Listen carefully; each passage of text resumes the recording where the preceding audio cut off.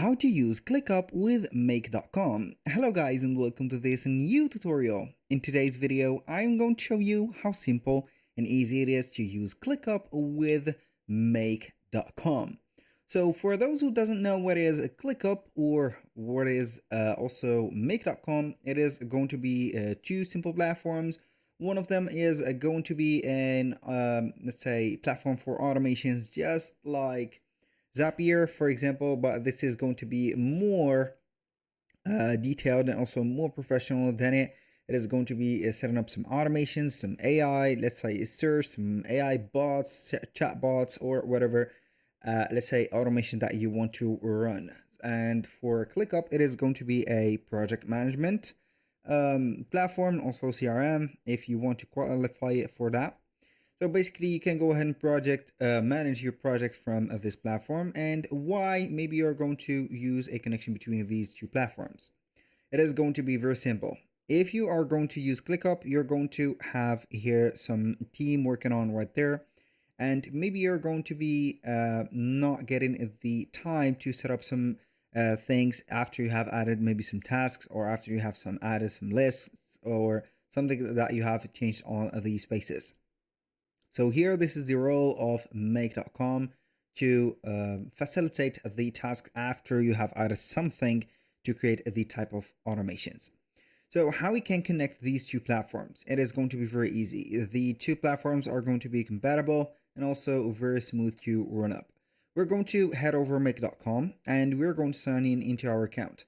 Once we have did that, we're going to create a new scenario, and then we're going to set up the trigger and also the action. So what are we going to do from these apps? We're going to type in the name ClickUp and we're going to have it right away. So for ClickUp, as you can see, we're going to choose the tasks. For example, you can go ahead and let the Make.com watch the task.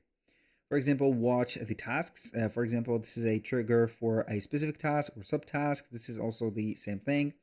And also for an update, list all tasks, for example, list filtered task or whatever. So you can go ahead and have it as a watchdog, for example. So I'm going to have this creates a new task in specific thing. Let's see here. We're going to watch the task or something like that. I'm going to have the platform watching the task. We're going to create a connection. So we are going to have my ClickUp connection, or we can go ahead and have it only as, for example, ClickUp like that. We're going to click on save. It is going to head over the platform of ClickUp and use the API connection and everything. This is what I meant by fully integrated and also fully smooth. As you can see, we have the Integromat, which is going to facilitate the connection here. We're going to choose one of the workspaces. I have here a workspace of this, Jack Smith workspace. So we are going to use this. Connect the workspace. We are going to wait for the connection right away. And boom, this is the connection. Now, what we're going to do is to set up the thing that we're going to watch, only new or all the changes. I'm going to watch for all the changes. The workspace ID is going to be the same workspace that we have chosen. The spaces ID, we're going to select all. So anything that we are going to have on these spaces is going to change. It is going to do something. You can go ahead and watch some specific assignees, for example. You can go and use a ID for them, a tag or whatever. And also you can go ahead and set up the limitation to maybe 5. I'm going to click on OK and save. So the where to start, I'm going to use it from a now on. Now we're going to add another module, which is going to be something. Maybe we're going to have it as also as on the ClickUp. Now we have it watching the list. What we're going to do next is going to be either we are going to head over maybe the folders. Let's see here. Edit space, list all spaces.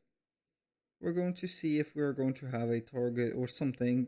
This is comment. Yes, list all comments. Retrieve all the comments. So maybe if we have added or we have watched something, you can go ahead and list all the comments or retrieve all the comments from a specific task or view if we're going to set up the trigger. And also we can go ahead and create something. As you can see, we have nearly an infinite thing, or let's say things that we can go ahead and do as actions. So we're going to get a task, for example, or maybe edit a task or custom field. I'm going to add a custom field here, the same workspace. The space, maybe it is going to be this one, so we can go ahead and have everything into one place.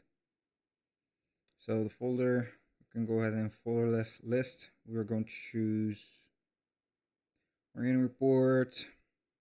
I'm going to have this one, and we are going to add the task ID, for example, and also task name. So we're going to have the task name.